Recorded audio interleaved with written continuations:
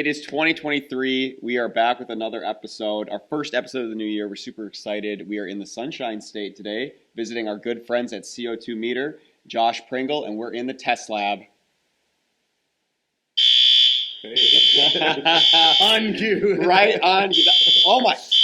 That was unplanned right there. That was unplanned. That just, Exit the building. get out. No, we're gonna have to pause the podcast. No, but you know I think that's what the meter needs, and the alarm needs to be in your voice. well, and so Everybody leave. I guess we didn't give you the memo. We're doing a voiceover of them after the podcast is done with the mics and everything. You're gonna, for the product. So we're coming to add value today as the producers. We're going to be.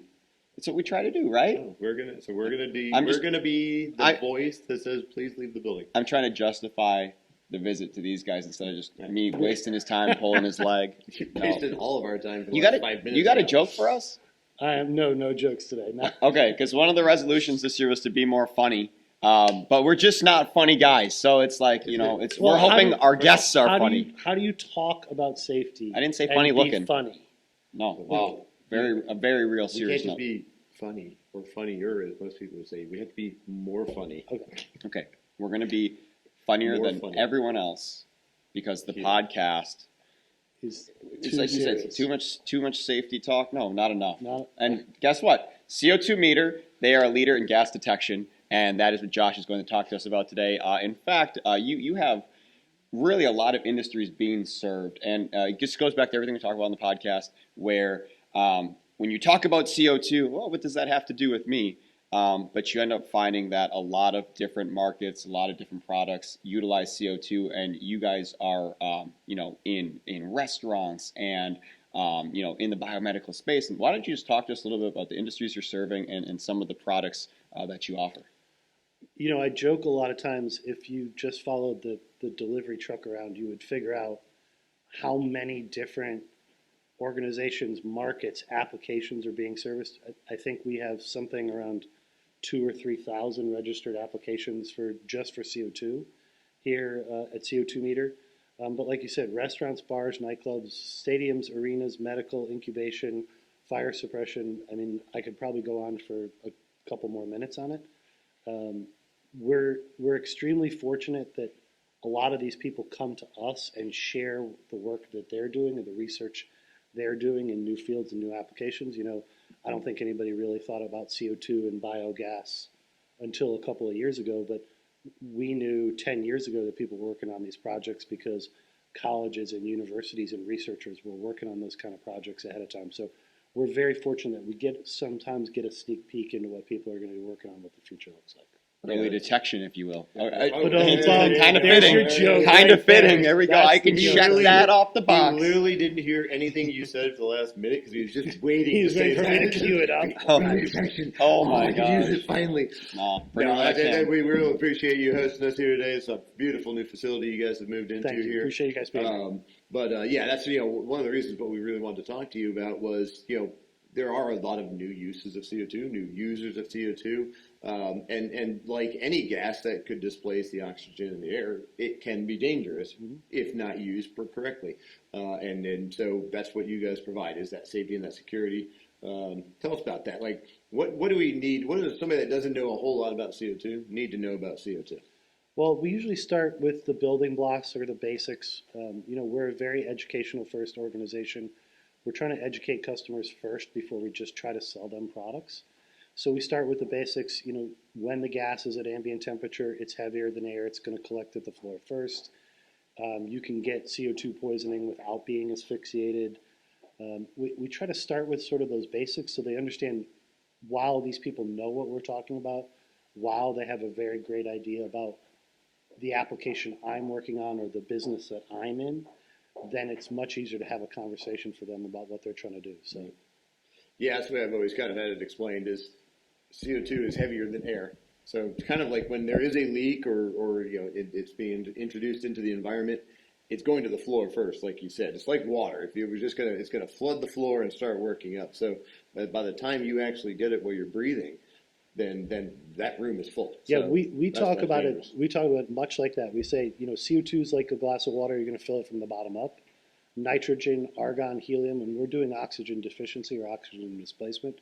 we're measuring it because it's driving, it's like filling the glass from the top down. You're driving oxygen down and out. So it's difficult when you have to talk about things in those two different veins, but it's very much a part of what we do is making sure we identify the actual application. We're not guessing at what the right device is or what the right device for their application is. We're actually talking specifically about what they need. Yeah, that's super interesting because I guess we frame ourselves as the experts of CO2 and thinking about the customers you're serving. Their focus is not CO2. CO2 is part of their process. Yep. It's something that needs to be addressed properly to keep everyone safe, but they're not going to know the ins and outs. I think it's really cool what you guys are doing from an educational side. Why don't you talk to us about that a little bit? Just how you are presenting yourselves as kind of that learning module for customers. It is. Some people want to learn, some people want to understand, but they may not understand the specifics. They may not understand why it's important to them or their application.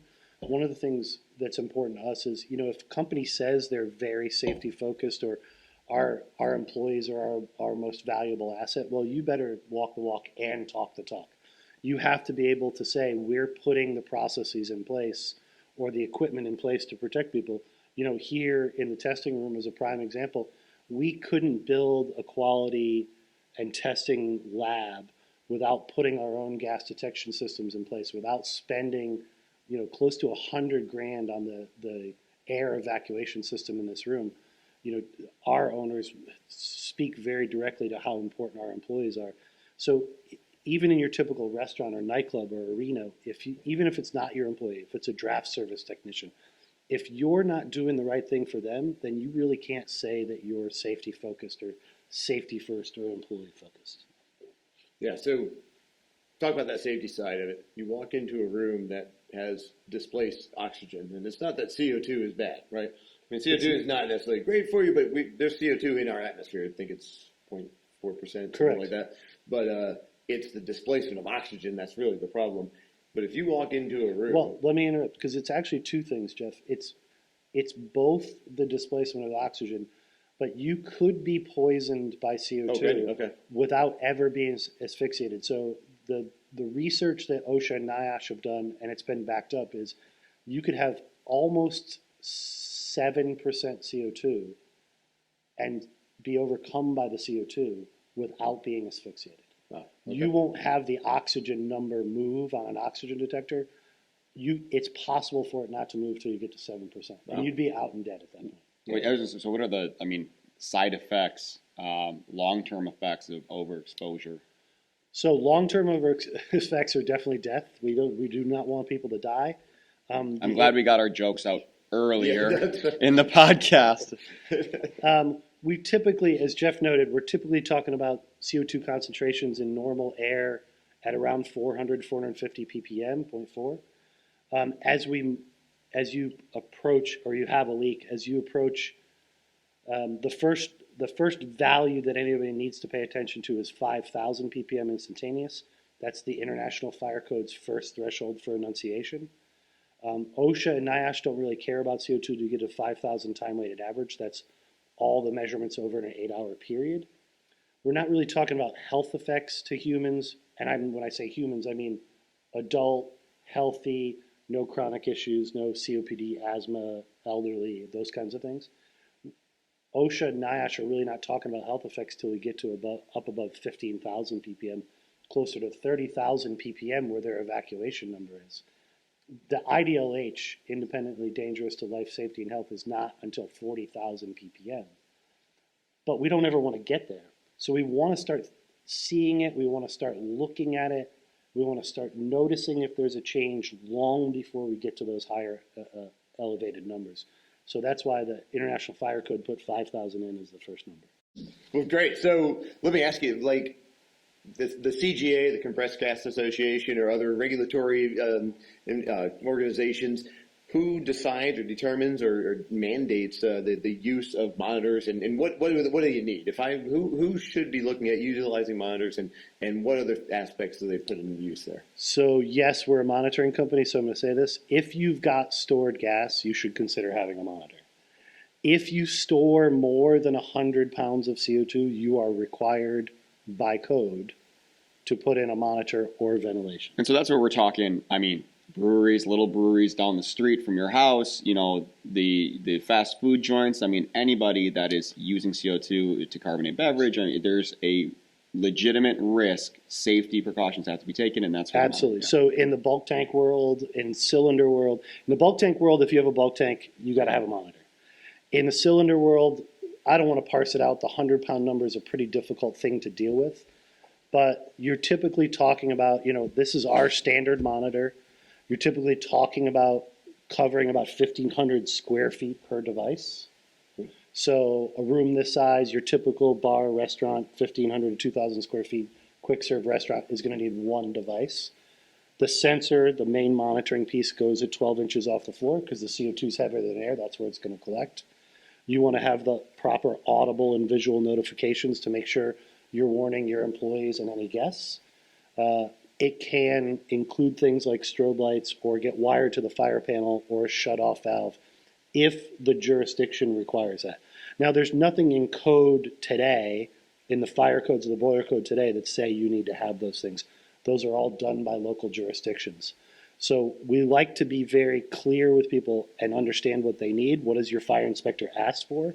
We want to give you the basics of the safety system, but we don't want to overburden you or make you get something that you don't need.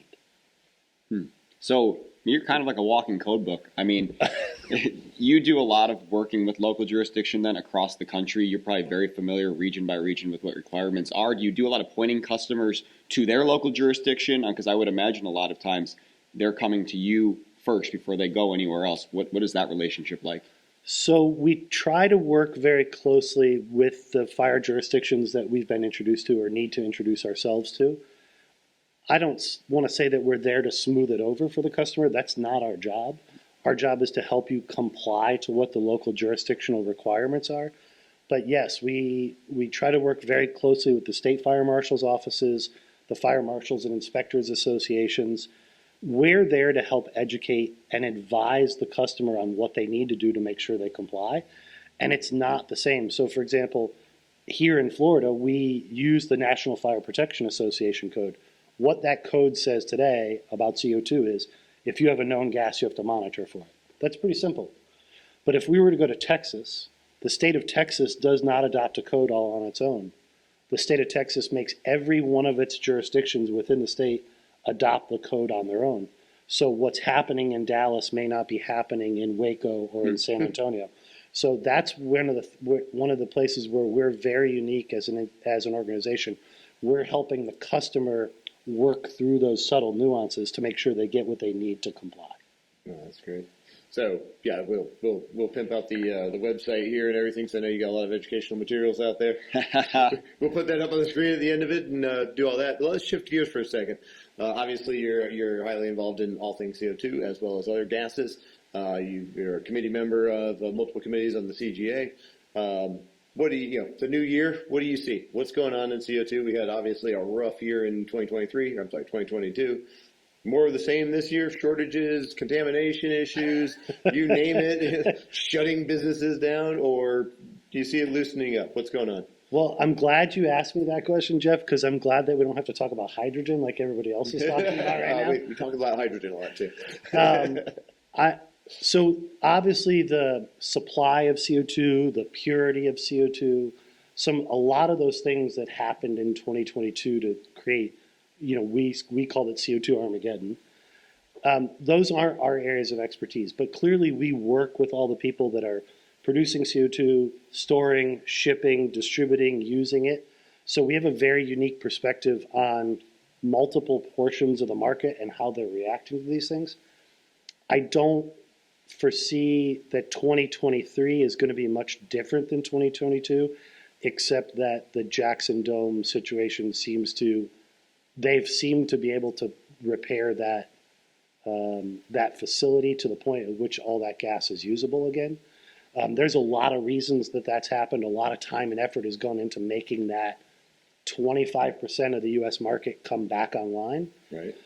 However, we're still going to have ammonia plants going down in the fall because nobody needs fertilizer. We're still going to have unforeseen circumstances where facilities need unforeseen maintenance. Those pieces of the market aren't changing. So other than the Jackson Dome coming back online and that not having problems again, I still foresee that we're going to run into the same issues in the fall, late summer, fall, that we run into year after year after year. Until, and I think we all heard this over the last 6 months, we were all at the CO2 summit and heard this, is until somebody figures out how to pull CO2 out of the air very cost effectively, we're not going to fix this problem. And we're years away from that. If it ever happens. Effectively, and the demand, as you know, I'm sure your business has been growing exponentially year on year, and it's because the CO2 usage is going up. So the supply hasn't increased with the demand. Agreed. And when demand is outpacing supply by 2,000 or 2,500 tons a day, when you add in all the new states that have approved cannabis that are going to start to use more CO2, when you start to put in all the factors from the changes in food storage, freezing, food shipping, from the gas usage, you're only piling these situations on top of each other without any resolution. Yeah. Talk about that really quick, shift backwards again, but it's a market dynamic. The cannabis industry, not just the extraction, but even more importantly, the grow house industry. Mm-hmm. As more and more states come on, I mean, is that a big part of your business these days? It's because, I mean, you are filling rooms with CO2 intentionally to increase your yield output of that growth. What do you guys provide there? Is that not just monitoring, but there's controls in the room? There's all sorts of other necessary items, I would imagine. Yeah, so we're a little unique. We fall in sort of two categories in this area. One, obviously, is the safety side. We're helping to make sure that the average facility or commercial facility is up to speed and meeting code regulations from a safety standpoint. Still the same monitor we talked about previously or others that we've got. There is a flip side to that coin, which is the control aspect. So they're users needing to control the amount of CO2 that is in that grow space. They want it to regulate it somewhere between 800 and 1,500 ppm at any one time, depending on the special sauce of the grower. Right.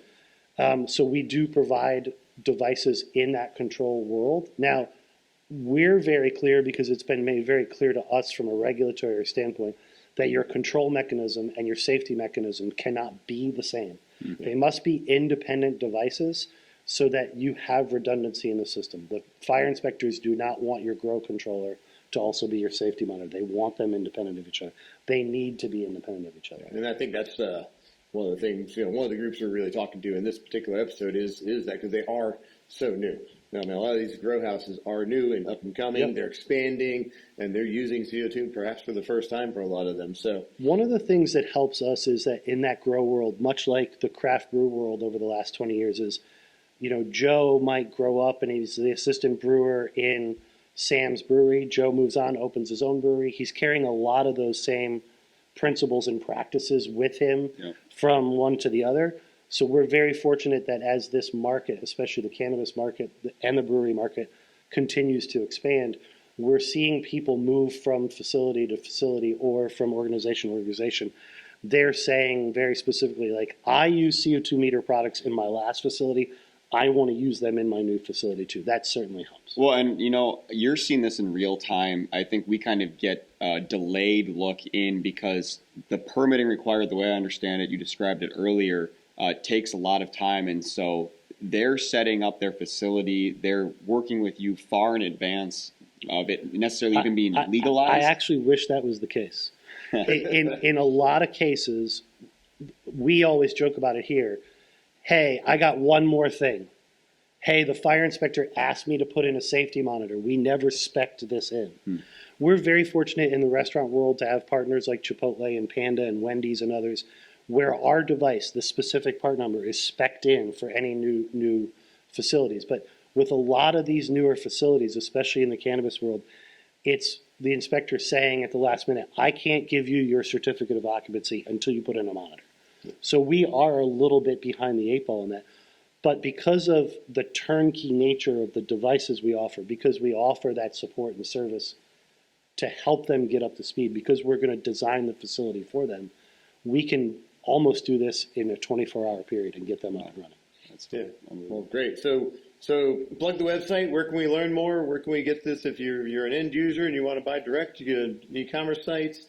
Where can we find you? www.co2meter.com is not only the e-commerce site, it's also the platform for all the articles, all the information, all the videos.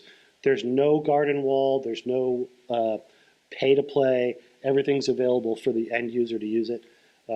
We always say, your first stop should be your gas distributor. They're going to be able to help you the best. But if you need us, we're here to help. No, thank you so much. It's really awesome to have somebody take information that's foreign, be able to break it down, make it easy to understand, easy to digest, especially once again for people that aren't living in CO2 every day. So appreciate that you guys are doing this. Of course, safety is always first. And while we talk about the supply of CO2 and the importance of CO2, we do also want to understand everything that goes into it to make sure that people aren't hurt and that it's used. I appreciate you guys talking about it today. It's important for everybody. And my biggest takeaway is that when we have another CO2 shortage this year, it's because of beer and cannabis. Dude.